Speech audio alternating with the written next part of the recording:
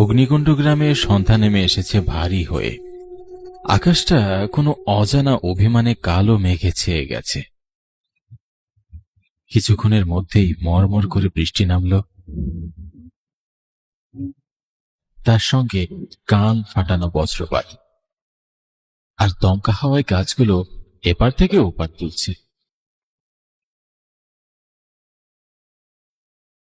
গ্রামের ছোট ছোট বাড়ির উপরে খড়কুটার চাল দমকা হাওয়ায় যেন খড়কুটোগুলো উড়ে উড়ে পড়ছে মাটিতে।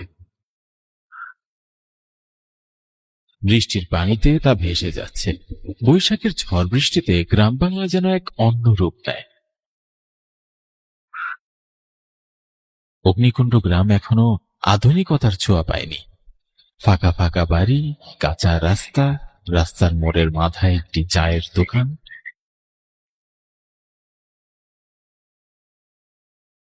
গ্রামের লোকজন সে দোকানেই চায়ের আড্ডা বসায়। সন্ধ্যায় তো চায়ের আড্ডা আরো জমে যায়। এদিকে নিতাই কাকা অপেক্ষায় আছে কখন বৃষ্টি ছাড়বে আর তিনি এই চায়ের আড্ডায় গিয়ে বসবে।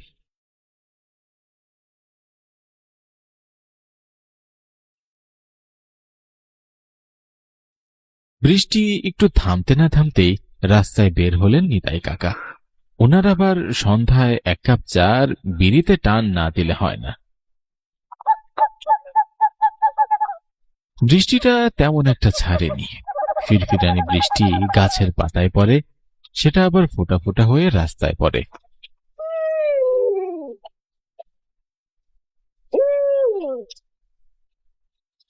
রাস্তা দিয়ে ছাতা হাতে নিতাই কাকা রওনা দিয়েছে পরাণ কাকার চায়ের দোকানে। চায়ের দোকানে লণ্ঠন জ্বালিয়ে পরাণ কাকা চা বানাচ্ছে। সেখানে আগে থেকেই লোকজন চা খাচ্ছিলেন। দোকানের সামনে দিয়ে দু একজন লোক ছাতা নিয়ে যাচ্ছে।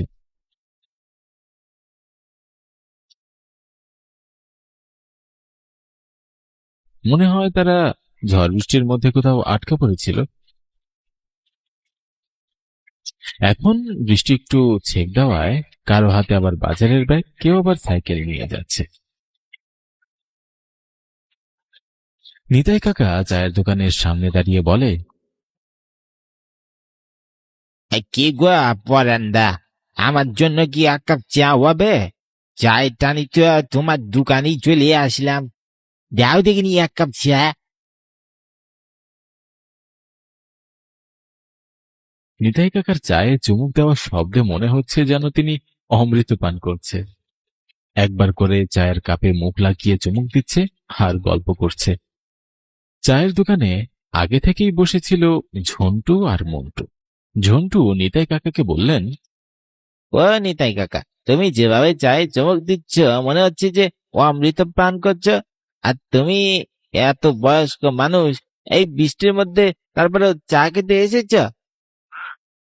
ও তোরা বুঝবি না কোন, আমার ভাত না খেলেও চলে, তবে সন্ধ্যায় এক কাপ চা না খেলে যে আমার এই রাতটাই কাটে না। চায়ের কাপ রেখে নিতাই কাকা দেশলাইটের কাঠি জ্বালিয়ে বিড়িটা ধরালেন। বিড়িতে একটা করে টান দিচ্ছে আর মুখ ফুলিয়ে ধোঁয়া বের করে দিচ্ছে।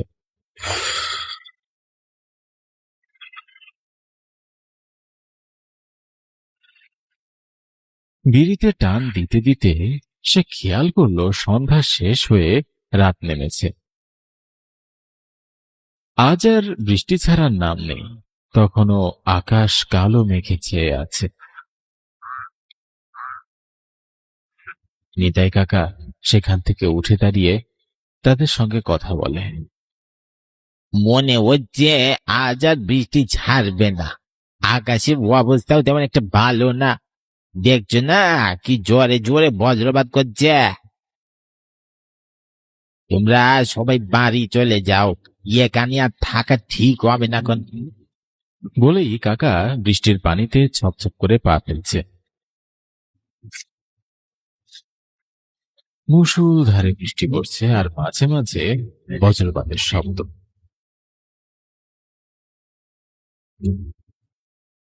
মাঝে মাঝে দমকা হাওয়া এসে কাকার হাতের লণ্ঠন নাড়া দিচ্ছে। দমকা হাওয়ায় লণ্ঠনটা নিভু নিভু করছে। কাকা বৃষ্টির মধ্যে এক মনে হেঁটে চলেছে। এমন সময় রাস্তার পাশে ঝোপের মধ্যে একটি কুটির দেখা যাচ্ছে। কুঠিরে মিটমিট করে আলোও জ্বলছে, আর সেখান থেকে নরম স্বরে ভেসে আসছে, কানাই, বৃষ্টির মধ্যে কোথায় যাচ্ছিস? এদিকে আয়, মাথায় বাজ পড়বে, তুই মরে যাবি, আমার কুঠিরে আশ্রয় নে। কথা শেষ হতে না হতেই খুব জোরে ঝড় উঠে আর মুষলধারে বৃষ্টি পড়া শুরু করে, আর জোরে জোরে বাজ পড়ে। কানাই কাকা সেখানে থমকে যায়। পরিস্থিতির সুবিধা না, এটা দেখে সে কুড়ি ঘরের দিকে ছোপ ছোপ করে পা ফেলে, হেঁটে হেঁটে যায়। চারিদিকটা কেমন জানি ঝুপটি মেরে আছে, নির্জন জায়গা, আশেপাশে কোনো ঘর বাড়ি দেখা যাচ্ছে না। চারিপাশটায় গাছপালায় ঘেরা, মাঝে মধ্যে গাছের পাতার মধ্যে থেকে পাখপাখালির পাখা ঝাপটানোর শব্দ পাওয়া যাচ্ছে। সে পুরে ঘরের সামনে গিয়ে দেখে দরজাটা খোলা।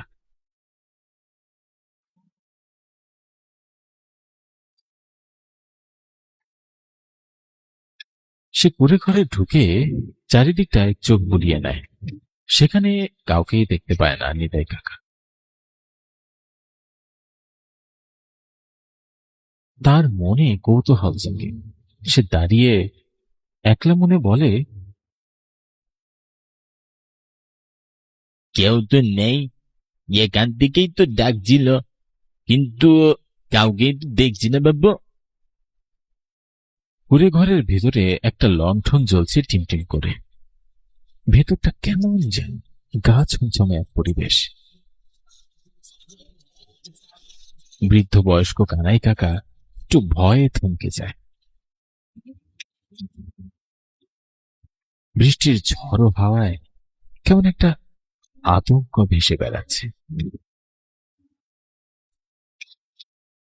বৃদ্ধ কানাই কাকা আন্দাজ করছে এখানে কিছু একটা ঘটতে চলেছে, কিন্তু কি সেটা তার অজানা। কিছুক্ষণ পর আবারও তার কানে ভেসে আসছে, কিরে নিতাই, এসেছিস? হ্যাঁ,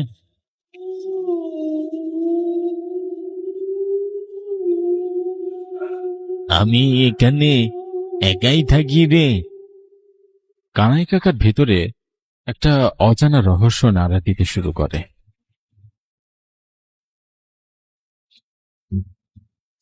বৃদ্ধ কানাই কাকার মনে অনেক প্রশ্ন জাগে, আর ভেতরটা ভয়ে কেঁপে কেঁপে ওঠে। সময় যাচ্ছে, আর কানাই কাকার বুকের ধকধক শব্দটা বেড়েই চলেছে। এমন সময় কেউ একটা ছায়া মূর্তি অন্ধকারে আবছা দাঁড়িয়ে। কানাই কাকা জোরে একটা দম নিয়ে জিজ্ঞাসা করে, কে রে ওখানে? আমার সাথে তুমি কি ইয়ার কি মারছ? আমাকে ডেকে নিয়ে এসে মজা করছ? আমার সামনে এসে বলছি। খুব জোরে দমকা হাওয়া বইতে শুরু করে। নিতাই কাকার হাত থেকে লণ্ঠনটা নিজের অজান্তেই মাটিতে পড়ে যায়। ঘরটা অন্ধকারে ছেয়ে যায়। অন্ধকারের মধ্যে কিছু একটা তার সামনে লাফ দিয়ে পড়ে। নিতাই কাকা সেদিকে তাকাতেই দেখতে পায় একটা ছায়া মূর্তি দাঁড়িয়ে।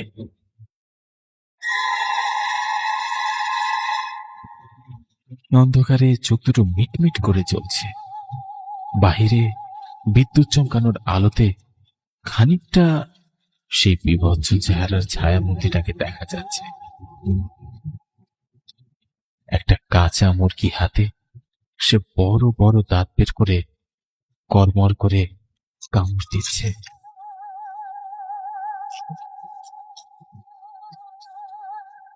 নিতাই কাকার মুখখানা ভয়ে সাদা ফ্যাকাশে হয়ে ওঠে। নিতাই কাকার আর বুঝতে বাকি থাকে না তার সামনে কি দাঁড়িয়ে আছে। নিতাই কাকা সেখান থেকে পালানোর চেষ্টা করে, কিন্তু ছায়ামূর্তিটা তার হাত লম্বা করে তাকে পিছন থেকে ধরে ফেলে। ছেড়ে দাও আমাকে, প্রাণে মেরো না আমাকে। বৃষ্টির রাতে আমি মানুষকে আশ্রয় দেই রে। আমার কাছে যে আশ্রয় নেয় তাকে আমি আমার খাবার বানিয়ে ফেলি। আমাকে ছেড়ে দাও, আমাকে ছেড়ে দাও। আমাকে কেন ডেকে নিয়ে আসলে? আমি বুঝো মানুষ বাবু। খুব কাকুতি মিনতি করতে থাকে নিতাই কাকা সেই ছায়া মূর্তিটির কাছে, কিন্তু ছায়া মূর্তিটি আর কোনো কথাই শোনে না। ছায়া মূর্তিটির হাত দিয়ে তার মুন্ডুটা মটমট করতে থাকে, পিছনে ঘুরিয়ে দেয়। নিতাই কাকার মুন্ডুটা সামনে থেকে যখন পিছনে ঘুরিয়ে দেয়, তখন তার চোখ দুটো উল্টো হয়ে যায়। তাকে লম্বা হাত দিয়ে বাইরে ফেলে দেয়।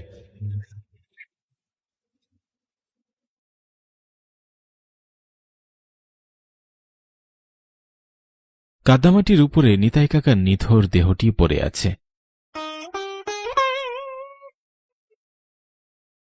তাকে ঘিরে গ্রামের লোকজন নানান কথা বলছে।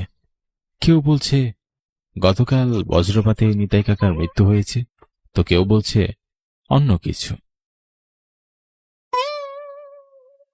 গ্রামের লোকের কাছে কাকার মৃত্যুটা একটা রহস্য।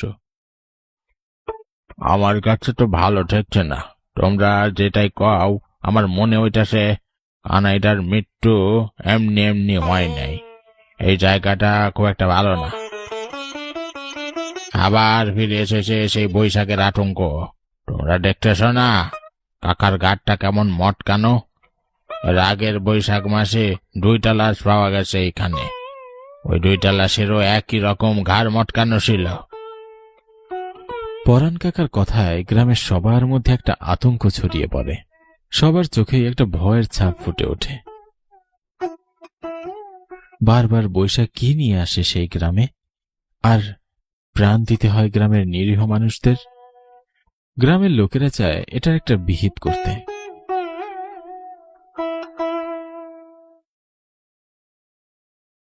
কাকার নিথর দেহখান শুকনো কাঠ দ্বারা চিতায় পুড়ছে। কটকট করে শব্দ বেরিয়ে আসছে চিতার মধ্য থেকে।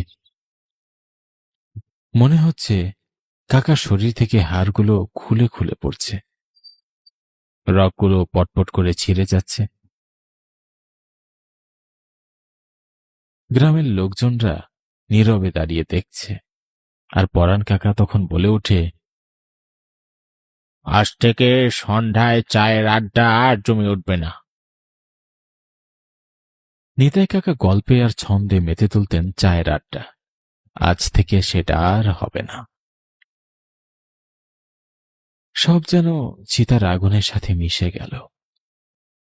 চায়ের আড্ডায় যারা বসে থাকতেন তাদের মুখখানা একেবারে মলিন হয়ে গেছে।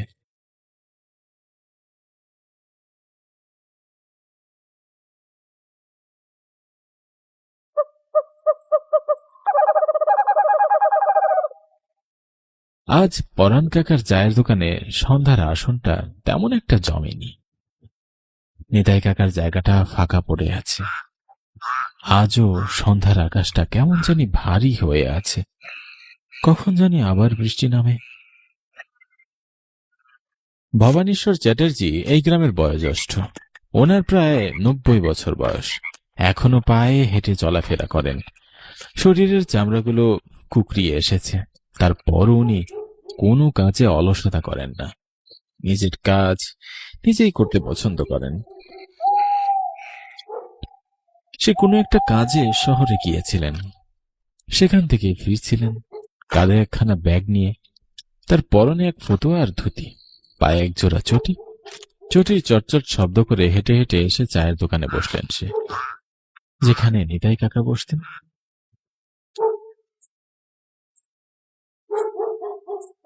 তিনি তাদেরকে বললেন, কি গো ছেলে ছোকরারা, কি খবর তোদের?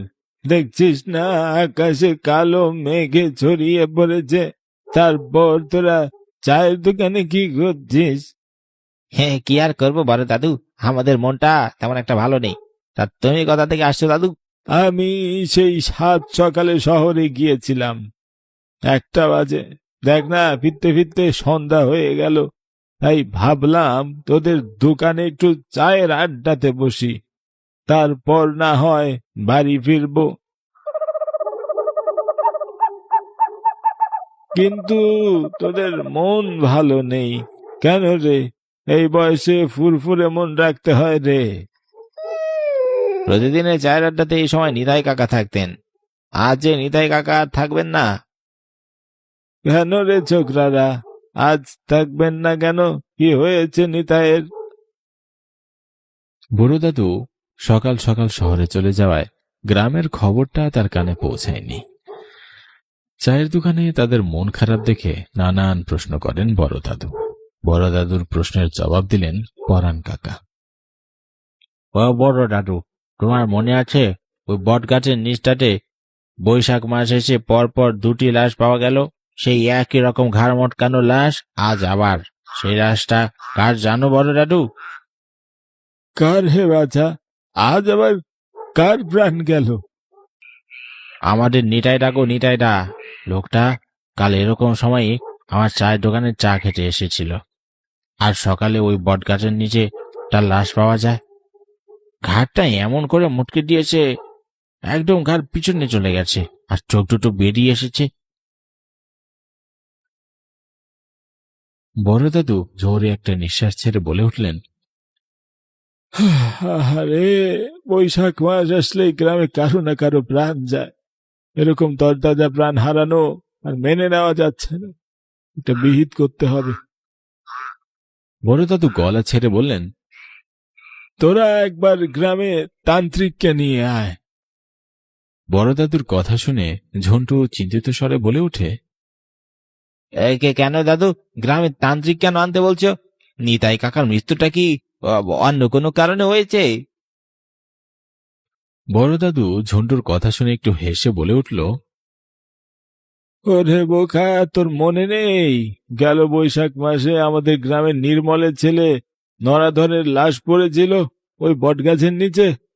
গ্রামের সেই শোক কাটিয়ে উঠতে না উঠতেই কয়েকদিনের মাথায় আবার আমার জ্যাঠাতো ভাই মরে পড়েছিল। তাদেরও ঘাড় মটকানো ছিল পিছন থেকে। তোরা কি মনে করেছিস সেটা সাধারণ মৃত্যু? না রে, ওখানে কোনো নরপিশাচের বসবাস আছে। তোরা কি একটা তান্ত্রিক নিয়ে আয়, আমি তোদের সঙ্গে থাকবো।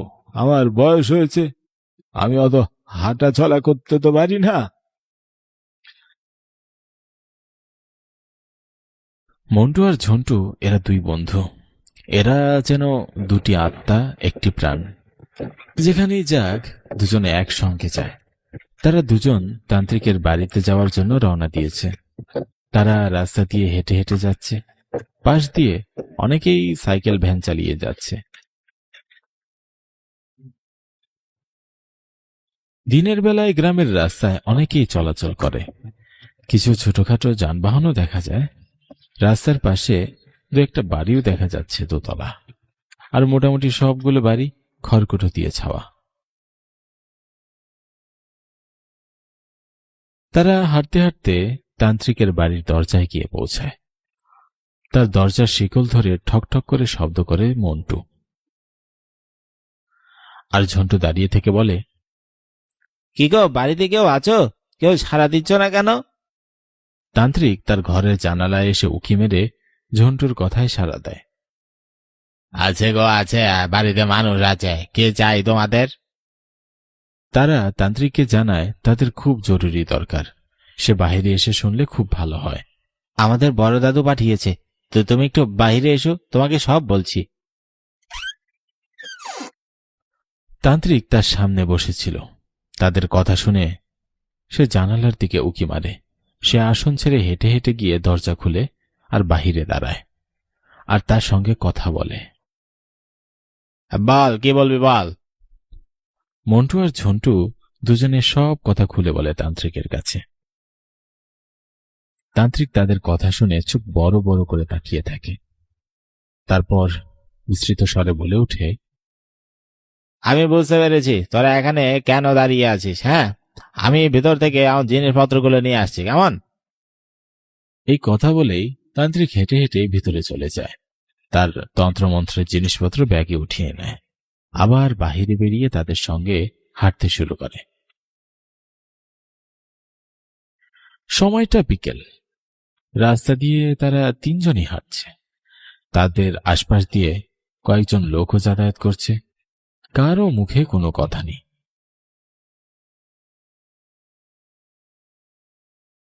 দেখো তো তান্ত্রিক মশাই, তোমার মন্ত্র দিয়ে এখানে কি আছে যার কারণে গ্রামের লোকেরা অকালে প্রাণ হারাচ্ছে? বড় দাদুর কথা শুনে তান্ত্রিক বিড়বিড় করে মন্ত্র পড়তে শুরু করে। কিছুক্ষণের মধ্যেই তার সামনে এক বীভৎস ঝলসে যাওয়া চেহারা ছায়ামূর্তি এসে তার সামনে দাঁড়ায়। ছায়ামূর্তিটি তান্ত্রিকের সামনে দাঁড়িয়ে বলতে থাকে, কিরে তান্ত্রিক, তুই আমাকে এখানে তাড়াতে এসেছিস? এই গ্রামের একটি মানুষকে আমি বাঁচিয়ে রাখবো না, সবাইকে মেরে ফেলবো। সে গ্রাম ছাড়তে না চাওয়ায় তান্ত্রিক তার কাছে জানতে চায়, তুই এ গ্রাম ছাড়বি না কেন? মানে গ্রামের নিরীহ মানুষগুলোকে কেন মারছিস? গ্রামের মানুষ তোর কি ক্ষতি করেছে? আর আমি তোকে ভালো ভালো বলছি, এখান থেকে চলে যা। না না, এই গ্রাম ছেড়ে কোথাও যাব না। আমি এই গ্রামের স্বার্থপর মানুষগুলোকে মেরে তারপরে এখান থেকে যাব। কি করেছে এই গ্রামের মানুষ তোর সাথে? শুনবি কি করেছে? শুন তাহলে। আমি শহর থেকে গ্রামে এসেছিলাম, এই রাস্তা দিয়েই যাচ্ছিলাম। বৈশাখ মাস, হঠাৎ করে খুব বৃষ্টি শুরু হয়। খানিক পর পর বজ্রপাত পড়ছে। আমি 2-3 জনের দরজায় কড়া নাড়ি আশ্রয়ের জন্য। কেউ আমাকে আশ্রয় দেয় না। আমি এসেই এই বট গাছের নিচে আশ্রয় নেই। তখনই এই বট গাছের উপর বাজ পড়ে। সেই বজ্রপাতে আমি ঝলসে পড়ে যাই এখানে। আমি এই স্বাস্থ্যপর লোকদের না মেরে কোথাও যাবো না। তান্ত্রিক, তোকে বলে রাখছি, ভালো ভালো চলে যা বলছি। তখন তান্ত্রিক তার ব্যাগ থেকে একটি মাথার খুলি বের করে আর মন্ত্র পাঠ করতে শুরু করে। মন্ত্র পড়তেই মাথার খুলিতে যেন একটা লাল আলো জ্বলে ওঠে। সেই আলো সেই ছায়ামূর্তির উপরে লাগে। ছায়ামূর্তিটি সেখান থেকে ছটফট করতে করতে মিলিয়ে যেতে লাগে আর বলতে থাকে, আমি আবার ফিরে আসবো এই গ্রামে। তান্ত্রিক, তুই আজকে ভালো করলি না, আমি আবার ফিরে আসবো।